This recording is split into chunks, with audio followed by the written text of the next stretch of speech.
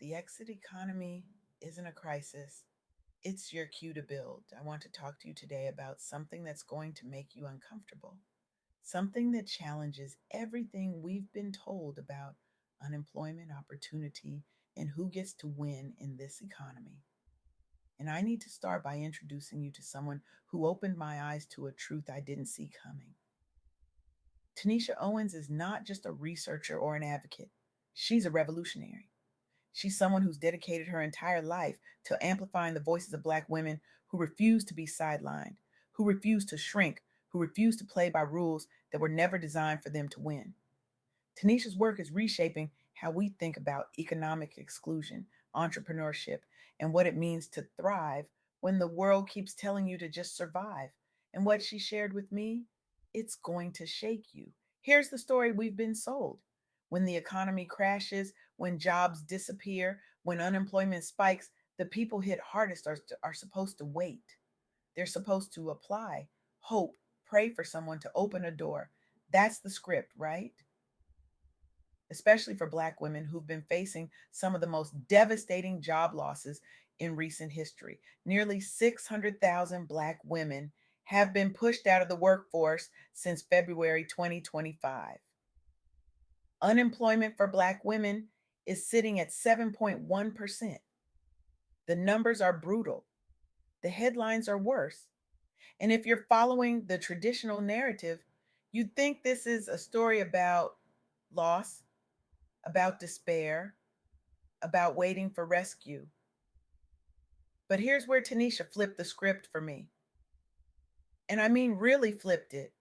Despite those staggering job losses, despite that unemployment rate, despite every structural barrier you can name, Black women are launching new businesses at record rates. In 2024, Black women started 49% of all new businesses in the United States. Let me say that again, 49%. Not a modest increase, not a small uptick, a seismic, earth shattering shift. They're not just surviving economic exclusion, they're obliterating it. They're turning it into entrepreneurial dominance. Now, pause with me here because this is where most people miss the point entirely. They hear that statistic and think, oh, that's nice, that's inspiring, good for them. But that response, that's the problem. Because what we've been calling a crisis, what we've been framing as a tragedy to be solved, is actually revealing something far more disruptive, far more powerful. The exit from traditional employment isn't a catastrophe for Black women, it's a liberation, it's a signal, it's a refusal to keep playing a game that was rigged from the very beginning. Tanisha walked me through the research, and I'm telling you, the data is staggering. According to the Global Entrepreneurship Monitor, women globally are starting new businesses at a rate of 1 in 10 compared to 1 in 8 for men. But Black women in the United States, they're not just keeping pace, they're leading the charge. They've increased their startup rates by 69% since 2019. 69%. And this isn't happening in some perfect economic climate. This is happening while they're earning 66 cents for every dollar a white man makes. This is happening while Black founded teams receive just 0.3% of venture capital funding. 0.3%. This is happening while they're 47% more likely to close businesses for family reasons. And yet, they're still building, still launching, still refusing to wait for permission. Let me tell you about Cicely Blake because her story is going to blow your mind. In 2014, Cicely was a nurse in Houston, Texas. She was navigating job instability, trying to make ends meet, and she had an idea. Black women needed hair care products that actually worked for their hair, and the industry wasn't delivering. So, what did Cicely do? She started Mael Organics with $300, not 300,000, $300. That's less than most people spend on groceries in a week. She didn't have venture capital. She didn't have a trust fund. She didn't have a network of wealthy investors. What she had was vision, determination, and an understanding of her community's needs. So she bootstrapped. She used social media to build a following. She formed partnerships with retailers like Target. She worked tirelessly, pouring everything she had into this business. And in 2023, she sold Miele Organics to Procter and Gamble for over $100 million. dollars. Her company had scaled to 100 million in revenue, expanded to over 5,000 stores, and she'd even landed a deal on Shark Tank. Cicely didn't wait for the system to believe in her. She built an empire that made the system take notice. Then there's Regina Evans. Regina founded Walker's Legacy in New York, and her story is just as powerful. In 2008, right after being laid off during a recession, Regina could have panicked. She could have spent months sending out resumes, hoping someone would hire her. Instead, she started a blog, just a simple blog. And she turned that blog into a global media platform that now reaches over 100,000 people, has partnerships with Fortune 500 brands, and has been featured in Forbes as one of the top Black women led media companies in the world. Regina didn't have access to traditional funding, she didn't have the connections that open doors in media. So she leveraged digital content, built community networks, and generated ad revenue. She bypassed every single gatekeeper that would have told her no. And in doing so, she created a platform that amplifies voices that have been silenced for far too long. And let's talk about Ariel Kay, who founded Moxie Cosmetics in Los Angeles in 2015. Ariel was facing the same barriers, the same pay gaps, the same lack of venture capital that every Black woman entrepreneur faces. She could have given up. She could have decided the odds were too stacked against her. Instead, she crowdfunded on Kickstarter. She focused on e commerce. She collaborated with the influencers who believed in her vision. And she built a clean beauty brand specifically for melanated skin that hit over $10 million in revenue, got distributed in Sephora, and won Allure Best of Beauty awards. Ariel didn't wait for the beauty industry to make space for her. She carved out her own space with her bare hands. Now, here's what Tanisha helped me understand, and this is crucial. These aren't just feel good stories, these aren't just examples of individual grit or hustle culture. These are living proof of what happens when you stop waiting for a system to include you and you start building your own. Because here's the uncomfortable truth that nobody wants to say out loud: the traditional job market, the one that's supposed to provide stability and opportunity and upward mobility, has never been designed to serve Black women. The pay gap isn't an accident. The lack of venture capital isn't an oversight. The unemployment rate isn't a fluke. These are features, not bugs. And Black women are done pretending otherwise. Tanisha shared something with me that I haven't been able to stop thinking about.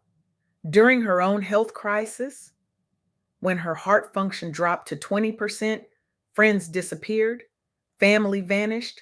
She had no one to call on but her mom and God. And in that isolation, in that abandonment, in that moment when she was most vulnerable, she found something profound. She found resilience. She found clarity. She found the strength to build independently, to trust herself, to move forward, even when the world had turned its back. And that experience, she told me, mirrors what so many Black women face in their own crises. They're left to fend for themselves. And instead of breaking, they build. Instead of crumbling, they create. Instead of waiting, they win. So let's talk about what this really means. Because if Black women are leading the entrepreneurial revolution, if they're turning economic exclusion into economic power, what does that tell us about the rest of us? What does that tell us about the systems we've been defending, the narratives we've been accepting, the assumptions we've been making without question? It tells us that necessity drives innovation. It tells us that when you're shut out of traditional pathways, you don't just find new ones, you create them from scratch. It tells us that structural barriers, the ones we've been told are insurmountable, can actually be flipped into advantages. Because when you're bootstrapping, when you're building in high need sectors like healthcare and social assistance, when you're focused on serving communities that have been systematically ignored, you're not just starting a business, you're filling a void. You're meeting a need that the traditional market has completely overlooked. You're creating value where everyone else saw nothing. And here's the kicker that should wake us all up. This isn't just happening in the United States. The Global Entrepreneurship Monitor found that in 18 countries around the world, women are starting businesses at parity with men or higher. In places like Jordan and Morocco, women's startup rates have doubled. Doubled. This is a global movement. This is a worldwide shift. And Black women in the United States are at the absolute forefront, leading the way, showing everyone else what's possible. But let's not romanticize this. Let's not pretend that this is easy or fair or just, because it's not. It's not fair that Black women are building empires with $300 while their white male counterparts are raising millions from venture capitalists who look like them, who went to school with them, who play golf with them. It's not fair that they're closing businesses to care for family while mediocre ideas from well connected founders get funded without question. It's not fair that they're navigating a pay gap, a funding gap, a credibility gap, a respect gap, and they're still winning despite all of it. They shouldn't have to work this hard. They shouldn't have to be this resilient. They shouldn't have to turn exclusion into excellence just to survive, just to be seen, just to be taken seriously. And yet they are. And that's exactly the point.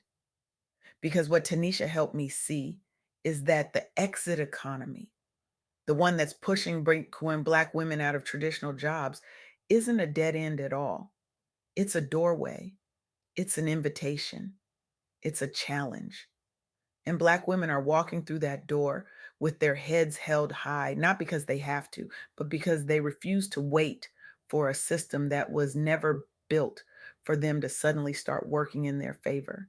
So here's my question for you, and I want you to really sit with this. What if the exit economy isn't just about Black women? What if it's about all of us? What if the sidelining, the exclusion, the barriers we face, whatever they are, whatever form they take in our lives, are actually cues?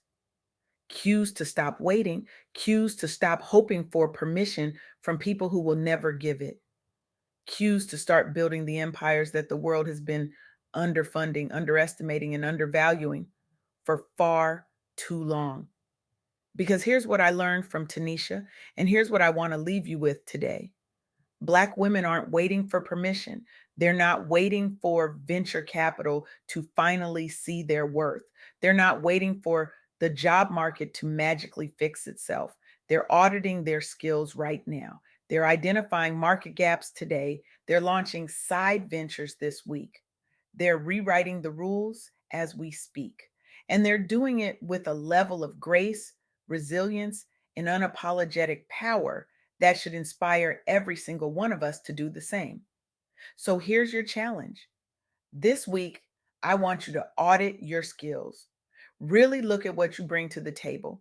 Then identify one market gap, one need that isn't being met, one problem you could solve, and launch your side venture. Not someday when the timing is perfect, not when you have more money or more support or more certainty. Now, today, this week. Because Black women have shown us with undeniable clarity that the exit economy isn't a crisis at all. It's your cue to build. The only question left is whether you're brave enough to answer the call.